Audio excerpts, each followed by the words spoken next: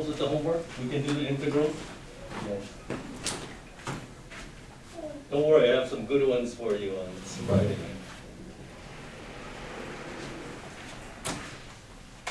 So what are we doing in vector calculus 4? Find the length of curve? Let's review. Okay, hey, strike one. No, it's supposed to be DS. Okay, let's review the length of the curve formula. You guys remember where it came from? This formula, integral from T1 to T2 square root dx dt squared plus dy dt squared dt. Do you remember how we derived it? Did you guys even derive it last year? No sense even ask Solomon, right? You guys did? Yeah, we did. How did you derive it? It's a Pythagorean theorem. Exactly. And who did you have? Right? So then everybody in Klein remember this then, right? What about Mr. Ye? I thought you addressed that. Okay, we want to find the length of a curve. So what we do is we take an infinitesimally small piece. So if we like zoom in like a billion times, we will see something like this, right? So we can make a right triangle out of it. So if this is an infinitely small horizontal distance, what do we call it? Dx, and this is a infinitesimally small vertical distance, we call that dy. So using the Pythagorean theorem, wouldn't this be the square root of dx squared plus dy squared? In fact, you know what? We might as well just derive all of the formulas then. So, in order to have an integral, don't you need like a dx on the outside there, or a dy or a dt? Yes. Yeah, so what can I do to this to get a dx on the outside? You factor out the dx, the dx squared in the radical. Now what's going to be left? 1 plus dy over dx squared. Now, is that looking familiar? And then what is the square root of dx squared? Learner? Yeah. No. Remember trig substitution? Okay, let's review. Let's go back to elementary school. The square root of x squared is not x, it's not plus or minus x, it's absolute value of x. So when you take this out of the radical, it's actually absolute value of dx. But it's a length, it's positive, so then you get this.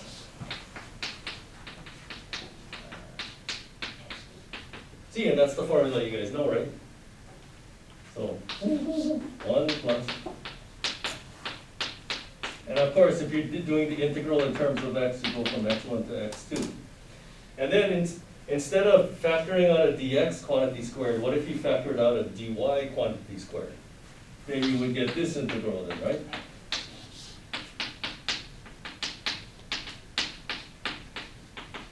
For example, if x is given as a function of y, then you probably use that one. But then how do you get this one? What do you do? I'm going to erase this, since we only got half the board. I have to factor out a dt. There's no dt here. What do you do? Anybody? Yeah, you multiply and divide. So like you have dx squared over dt squared plus dy squared over dt squared. But then you multiply inside the radical by dt squared. So it's kind of like multiplying by 1, right? But then, of course, this comes out of the radical as an absolute value of dt, but since time is positive, or t is positive, then it'll just be dt, and that's how you get this, right? So how would you do it in 3 dimensions then? Why would the formula be this?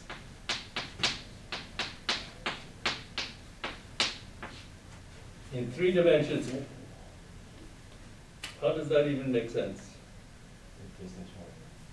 Okay, because if you have a curve in space now, this is not in 2 dimensions, in space now, and you take a tiny, tiny piece, it's gonna be like, if you zoom in, isn't it gonna be like, kinda like that?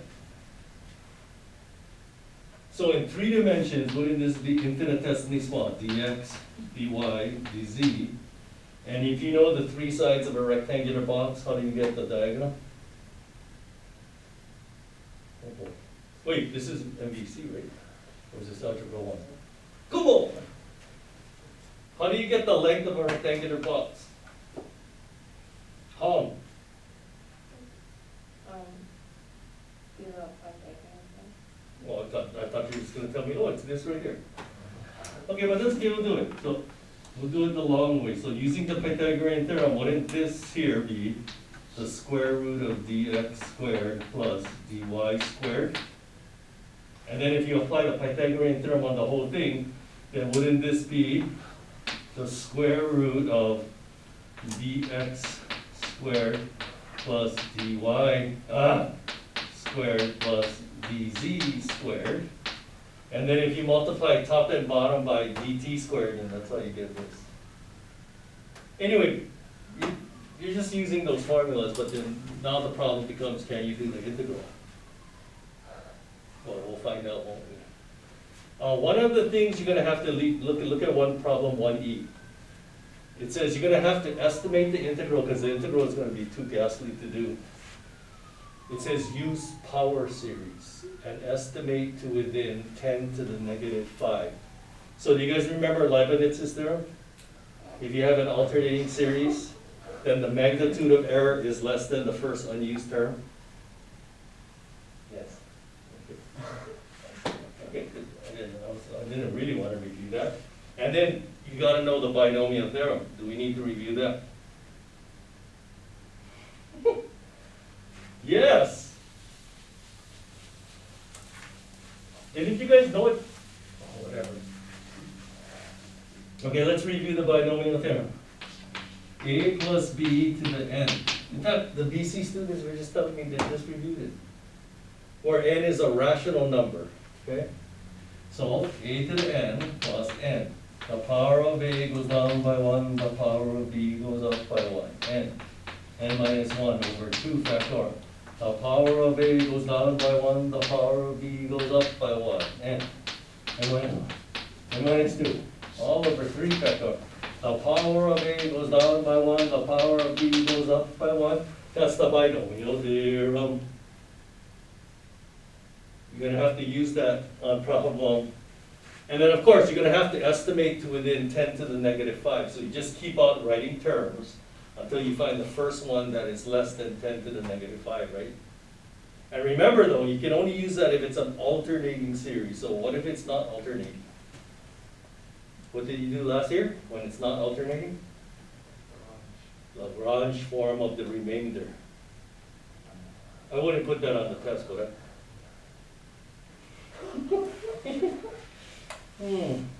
Oh, and then look at number 4. You have to be able to compute surface area when you revolve something around the x or the y or axis or any other line. Okay, so what would happen if you have a curve? Okay, do we need to review this, or you guys remember? Let's just review it. Okay, you have a curve, and let's say, like tonight, you got to revolve it around the y-axis. So here's the y-axis right here. So when you revolve it around the y-axis, you're going to get, that's ugly. That's ugly. Something that kind of looks like that. Okay, what is the surface area of this thing? How do you do it? Well, you take this infinitesimally small piece of curve, and what is it? Is it parametric? Yep, it's parametric. So you got the square root of dx dt squared plus dy dt squared dt, right? That's that infinitesimally small piece of curve. And then what would happen if you revolve it around the y-axis? Then you're going to get this kind of like a strip going around like this, yeah? What's the area of that strip? Remember, it's infinitesimally small, yeah? This is the length of the curve that's like that, right? Then you revolve it around. So what do you think I'm gonna multiply this by? How do you find the surface area of the strip going around like that? Think of it as like a circle with a infinitesimally small height. This is kind of like the height. Again, that's the height. Revolve it around 2 pi. Okay, look, this is like a cylinder. Like a cylinder like that. 2 pi RH, right? The surface area. Okay, but think of that, that is the piece of curve right there. And so don't you have to multiply by 2 pi r? And what is the radius if you're revolving it about the x-axis? Like if you label this point xy, what is the radius? X. Right, remember doing shelves last year? Disc shelves and washers, oh my goodness. And then you add them up from T1 to T2, and that will give you the surface area of the thing. So if you were to revolve this about the x-axis, then what's the only thing different? Yeah, then this is a y then. What if I revolve it about some other line, like on the test? Oh my goodness. What if I said revolve it about the line? This is like x equal 5. Then the only difference is that would be 5 minus x. Okay. And is that all we gotta know for tonight? Well, you gotta know parametric equations. So like look at number 2. It says a particle moves so that the position vector is a cosine t plus b, a sine t plus c. What is the path traced out by the particle? You should be able to just look at that and know already. So, Leaves. hmm? Leaves. No.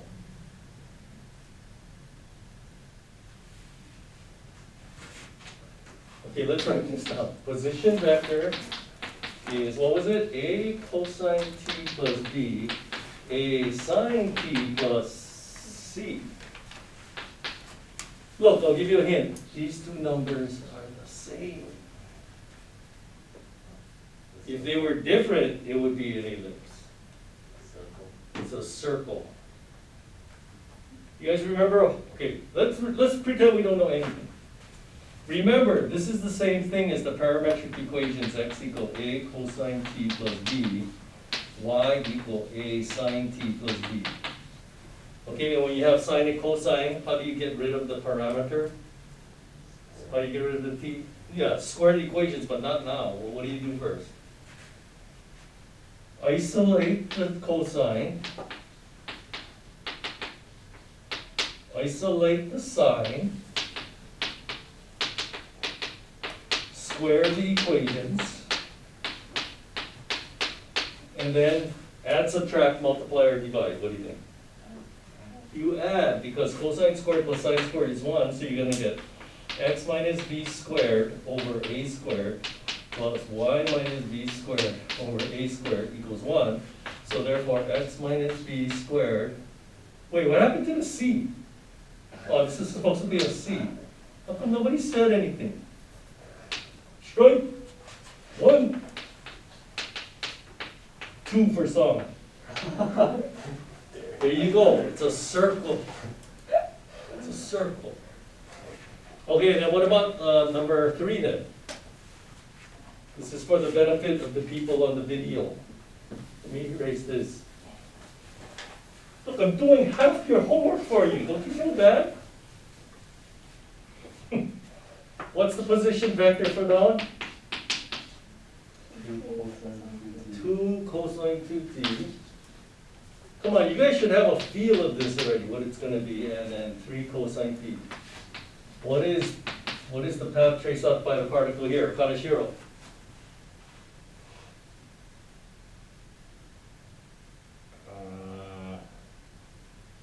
It's gonna be a curve. Yeah, your grade is going to be a curve. A curved line. Like this. The curve is going to be like that. Simao, on an ellipse? No. No, ellipse would look like this, but then these numbers would be different, huh? Okay, I'll give you an hint, there's a 2t here, that means you gotta use double angle identity. Clark, parabola. Someone's going to say, what, my friend? Why? I'm not putting y. X equal 2 cosine 2t, y equals 3 cosine t, and then using your double angle identity, isn't that gonna be 2 cosine squared t minus 1? And then, isn't cosine t equal to y over 3? So if you substitute that in here, you're gonna get x equal, let's distribute the 2, 4 cosine squared minus 1. No, minus 2. Isn't that a parabola? X equal y squared? Which way does this parabola open? Up, down, left, or right, or at an angle? Solve. No, wait, right? Learner. It opens to the right because it's x equals y squared. It's like you guys never took PCH. Who's your teacher? Okay, we are done.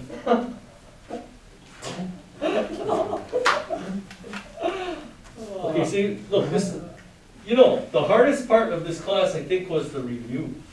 Now that we finished the review, now this stuff is not bad, right? Look, the lessons are short, the homework is short. How hard can this class be? Okay, let's play a game and then we're done. Wait, let me turn off this video first. You guys want to say hi to everybody? Wait, I don't know if I'm supposed to even put people on video.